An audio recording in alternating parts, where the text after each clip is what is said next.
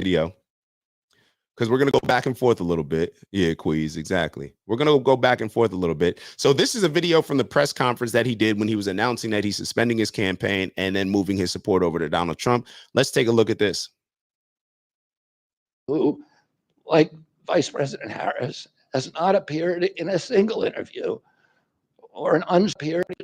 Go back a couple seconds. My uncle and my father both relished debate. They prided themselves on their capacity to go toe-to-toe with any opponent in the battle over ideas. They would be astonished to learn of a Democratic Party presidential nominee who, like Vice President Harris, has not appeared in a single interview or an unscripted encounter with voters for 35 days. This is profoundly undemocratic. How are people to choose when they don't know whom they are choosing? And how can this look to the rest of the world? My father and my uncle were always conscious of America's image abroad because of our nation's role as the template for democracy. And this is very interesting. And I'm not sure if he's going to talk about it right here, but there was an issue where I think Putin, when he took certain tactics, I don't know what those tactics were, to make sure that he wouldn't have anybody competing against him in his election. And listen, and we know the things that they say about Putin, pretty similar to the things that they say about Trump. So Putin did certain things to make sure that nobody would run against him. But what did the Democrats do?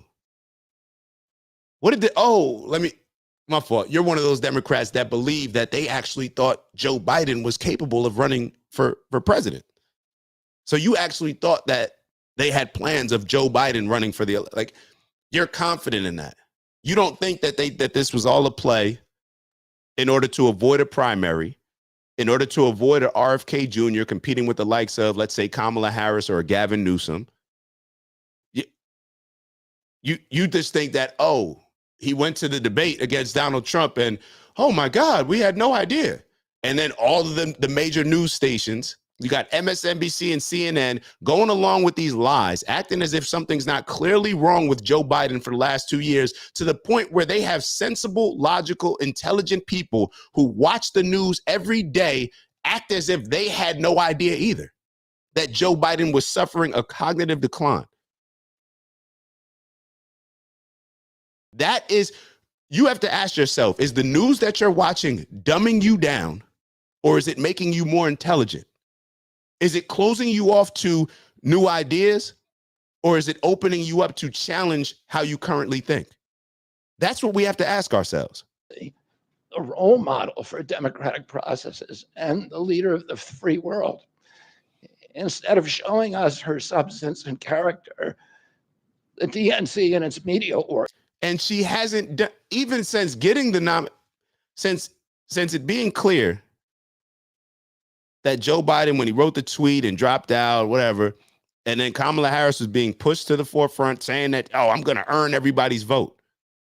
What interview have y'all seen with Kamala? What press conference have you seen where she's just taking regular basic questions? But then y'all get mad when we call her a DEI hire, right?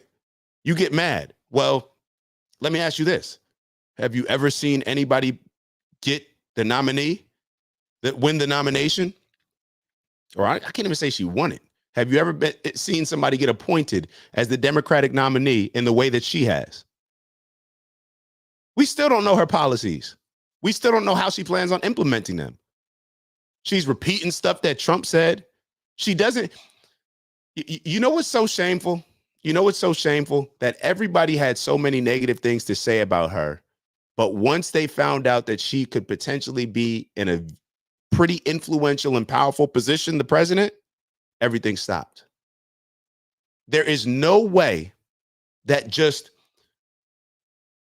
a logical person looking at this thinks that Kamala Harris, there is no way that you just look at Kamala Harris's background, look at how she's conducted herself in interviews, look at how she's debated, look at how across the board, look at how she's pretty much is with a, they already acknowledge Joe Biden doesn't have the cognitive capability to run again. I don't think he's doing anything right now, but she still throughout the last 3.5 years was not put on a pedestal. So her own party didn't even have faith in her.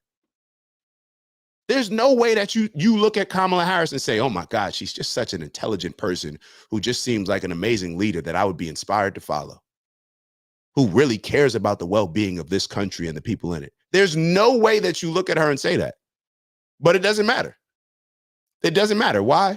Because Trump is like Hitler, and Trump did January 6th, and Trump said there's good people on both sides, and yeah, all that. Organs engineered a surge of popularity for Vice President Harris based upon, well, nothing. No policies, no interviews, no debates, only smoke and mirrors and balloons in a highly produced Chicago circus. There in Chicago, a string of Democratic speakers mentioned Donald Trump 147 times.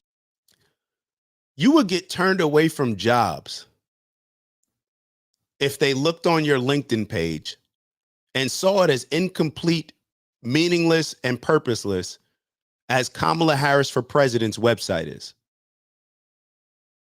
You couldn't even get a LinkedIn job. I mean, you would be disqualified from certain jobs just based on if they said, oh, you know, hey, send us your LinkedIn. And looking at it, it's like blank. Matter of fact, they're only asking for money. But you can be the president of the United States of America. Cool. Just on the first day. Oh, who needs a policy when you have Trump to hate? In contrast, at the RNC convention, who needs a policy when you need Trump, when you have Trump to hate? Do y'all not realize that? Is it really just me? When I ask, what are the democratic principles that the current Democrats are running on? There are none. Literally, the objective is to sit back, look at what the Republicans do, and say, and I'm not saying that I agree with everything that the Republicans do, but the strategy from the Democrats is never to create their own. It's never to have your own opinion. It's always just in response to what they're doing and how we can poke holes in the things that they're doing rather than just creating for ourselves. Perfect example. If you think that Project 2025, that all these Democratic news stations and politicians are coming out saying that this is Trump's plan, if you think that that's Trump's plan, then instead of just poking holes here and there and trying to lie and manipulate people with fear mongering and hate tactics, then why don't you have a plan of your own? Why don't you say, hey, that's their plan, this is ours. Read both, and then you tell us which one works best for you as a country. We can end all this, because right now they're saying the amount of money that's going to be spent on this election is going to break so many records. It's like, I don't even want to, if somebody could really Google that real quick, how much money are they predicting that the candidates in the president for president, whether it's Trump and Kamala Harris and RFK Jr., throw him in there, how much money is being spent on this election? It's insane. Forget all that. Just write us a plan. You could have saved a whole lot of money. You could have actually, matter of fact, you could have helped with inflation, with your Inflation Reduction Act. You could have helped with inflation. You could have put money in certain people's pockets, right? You could have not overspent. You could have used that money to do some of the things that you actually want to do in your agenda items. You could have done that. But instead, you just raising hundreds of billions of dollars being spent on who we think is the lesser candidate, or who's the lesser of the two evil candidates. We're spending billions of dollars to choose between the lesser of two evils. Think about that. Billions of dollars are being raised so these candidates can run around and convince us who's the lesser of two evils. President Biden was mentioned only twice in 4 days. I said something like 8 billion. Crazy. Many of you have interviewed me. Anybody who asks gets to interview me. Some days I do as many as 10. President Trump, who actually was nominated and so we're gonna won move on. an election, also does interviews daily. Y'all get the point with this. How Yeah, I'll get the point with that. Prevented serious opponents from appearing on the ballot. But here in America, the DNC also prevented opponents from appearing on the ballot. Hold on. Run that back. Landslide mocked Vladimir Putin right, upon which all of our other constitutional rights rest. President Biden mocked Vladimir Putin's 88% landslide in the Russian elections, observing that Putin and his party controlled the Russian press and that Putin prevented serious opponents from appearing on the ballot. But here in America, the DNC also prevented opponents from appearing on the ballot. And our television networks exposed themselves as Democratic Party organs over the course of more than a year in a campaign where my poll numbers reached at times in the high 20s. The DNC-aligned mainstream media networks maintain a near perfect embargo on interviews with me. During his 10-month presidential campaign in 1992, Ross Perot gave 34 interviews on mainstream networks. In contrast, during the 16 months since I declared, ABC, NBC, CBS, MSNBC, and CNN combined gave only 2 live interviews from me. Aren't we interested in the people that they try to silence?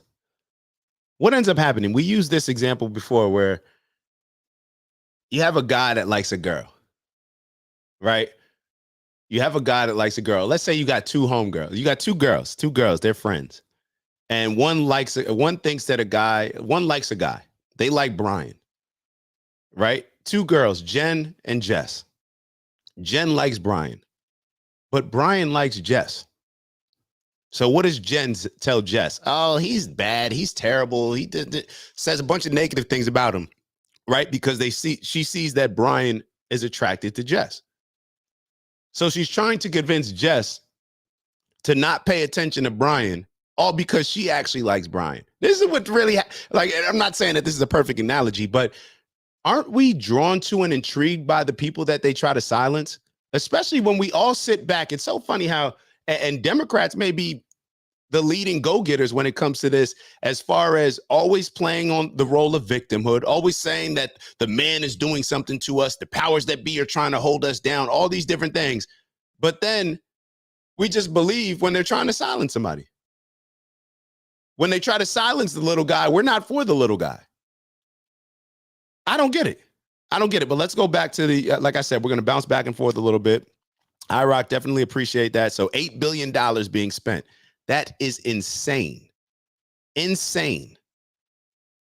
Let me go back to this video real quick.